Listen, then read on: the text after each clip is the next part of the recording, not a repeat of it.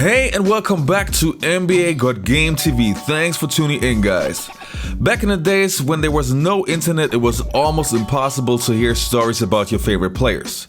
If you were lucky, there might be a feature on television once a year where you could see the players outside of the court.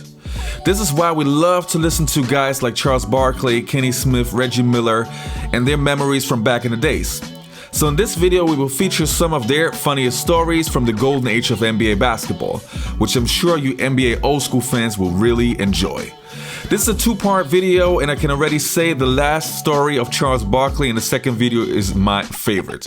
But before we start, if you like this video, please subscribe to our channel. We really appreciate it. And without any more blah blah, let's go. To lose, that the Sacramento Kings were going to lose that night? No, you have a delusion that you're going to win games. But in fact, you were 24 and 58. Yeah, but you have a delusion. But you know, Bill Russell at the time was our coach, and we had an interesting concept with me as a rookie. He said to me on the bus, he said, "You're going to have to sit next to me on the bus the whole time." And I was like, I didn't want to do that. I'm like, I don't want to sit next to the coach the bus and the plane rides and everywhere. Oh, I started walking to the back, and he grabs me back. He said, "Young fella, you got to sit next to me." I'm like, why do I have to sit? Because he's a loser. He's a loser, and they're never going to win. So LaSalle Thompson wasn't one of the guys he pointed. He's like, you can't call these guys losers. You know, what are you doing? He's like, I'm trying to trade him. Nobody wants him. Nobody wants him. And if you don't believe me, you can come in the office and sit with me. So Bill Russell was a very keep it real coach. Were those losses tough to take? Well, I've had a few of them. I routinely got embarrassed by guys who were a lot faster than me, for sure. But I actually had to guard Michael one night. I played in Cleveland for the Cavs for a few years and started about 20 straight games because Craig Elo was injured. And most nights it was all right. I could find somebody I could guard. But here we play the Bulls, and most nights I got Michael. So we start out the game. I get the first shot of the game, first possession. He closes out on me. I knock down a jumper. I'm feeling pretty good. Next couple minutes, he's just kind of dumping the ball inside. We've played 5 minutes. He hasn't scored, and I'm kind of feeling pretty good about myself. And finally, I realized, well, he hasn't even shot yet. So he was just trying to get everybody else involved. Long story short, he finished with 48, and I finished with 2. It was like, bam, all of a sudden it was like he decided, I'm gonna start scoring now, and I'm gonna guard the guy, and there was nothing I could do. Fans had come up with some good stuff. My favorite was playing with the Spurs, played with Kevin Willis, who you guys all know, one of the great guys of all time. And he's 42 years old at the time, and we're in Chicago. We're sitting there on the bench. There's a quiet moment. A fan right behind us goes, "Hey, Willis, are you single? My grandma kind of likes you." And the whole bench burst out laughing. Kevin turns around, points to the guy, and just smiles. That's a good one. But you know, you play long. I played 19 years. Oof. You come across a lot of characters. A lot of years. But you know, for me, hands down, it was Shaquille O'Neal. I mean, most of the stories I can't repeat most of the stories. But I mean, every day, I think he literally would come to practice every day thinking of how can I make everybody laugh. Mm-hmm. And but did it actually make you laugh, or did it just make you shake your head? A little bit of both. But I mean, Shaq. I remember one time we getting ready to play a big game against Dallas. As a matter of fact, I think it was a TNT game.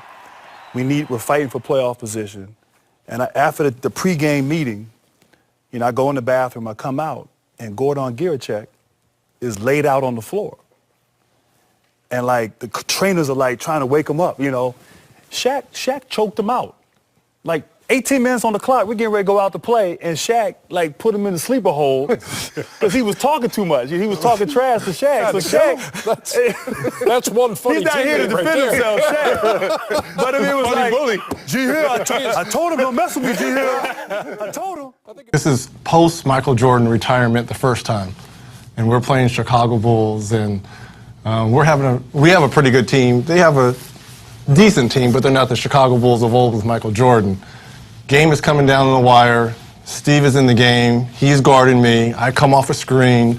I hit a jump shot right in his face. There's a second left. I run to the center court. I'm like, I'm going to stomp on Michael Jordan. He's not around. I'm the new face of shooting guards in the league. So I bow at, half court, to the crowd in Chicago Stadium. Everyone's booing. Phil calls a timeout. There's a second left. We're up by 2. Scotty's taking the ball out, gets the ball to Tony Kukoč, who just turns around. And I just so happened to be underneath when he was taking the shot. And I could just see the ball traveling in the air as it's going through, as the Bulls win with the clock running off.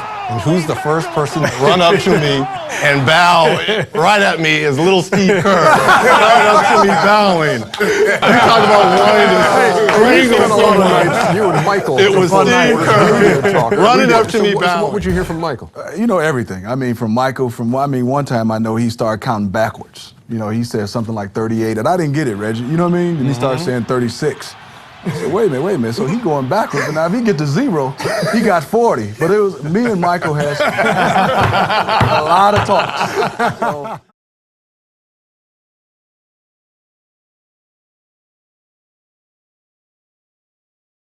One is George Muresan. George Muresan, man, he's the best, but, he used the bathroom before the games. So George had everybody scared to use the bathroom because he was 7'6" and could look over the stall. So he be looking at you like, what are you doing? I'm like, man, come on, George. Or you just feel like water dripping. Webb, that's not funny. No, it's not. But you feel like water dripping and he's just holding the ice cube. So think about it. If he's holding the ice cube, when did the ice cube start melting? Has he been here watching me 10 minutes or something? So it was George Muresan, but with him. The last part about it is, in practice, Coach Russell really didn't run practice that much. So he would let Willis Reed run the practices. So he would read the paper. He was kind of like Bear Bryant. So he's sitting down, he's reading the paper, and all of a sudden I look over and you see him sleeping in practice. So he kind of stumbles and everyone laughs. And he's like, everybody out of practice. If y'all wasn't so damn boring, I wouldn't be sleeping here. You was out of practice for us being boring. Ken Norman. Yeah. Good Lord, Snake. He ain't seen funny. Funny? Different funny. Okay. So I'll give you 2 of them. Our general manager, Pete Babcock, wore some bad shoes. So he used to always say, Pete Babcock, do those come in leather? And Pete would say, you got leather. And we both got leather. I love that. And then the last time, Lenny wasn't playing him, and we were playing the Chicago Bulls. And being him from Chicago, right, he used to go, ooh, Michael Jordan's going to be jumping high. And I got the best seat, Smitty. And, ooh, Lenny. And if you want to see what Lenny broke the record, all-time win. I know where you're going. He's cheesing with Lenny. Ken Norman by far. He used to always say, Smitty, George, go to George. I talked to Juanita. He's going to get 50. Steve, well done. I know sushi. Whatever. Yeah, sushi. No, I was like Kenny. I just, pasta, chicken, whatever. But I'll tell you a quick story about Tony Kukoč. That when he came over to the NBA, first game of the season, I asked him if he wanted to go grab a bite to eat. It's about 3 o'clock in the afternoon, kind of, 4 hours before the game. And he orders this feast. I mean, salad, appetizer, huge plate of pasta, chicken, glass of red wine, a dessert like tiramisu, and then he follows it up with an espresso. And I'm just in awe. I'm sitting there looking at him like, Tony, this is your pregame meal? He goes, in Europe, we eat a lot, we drink a little wine, we have espresso, we go back to hotel, take beer, then we go. Hey, all right, there we go. Oh, man, was I allowed to say that? I gotta honestly say, I did not see that story going there. That was awesome. I don't know. Oh, man. John Salley was, he really was a comedian. He would write jokes, and then he would go and perform them. And so I remember Adrian Danley, right? He said, Salley is a guy who has theme music when he walks in. So when Salley would walk in, we would all say, John Salley. My most embarrassing moment, I was just started playing basketball probably. It was like 10 years old. And it was maybe our 5th game.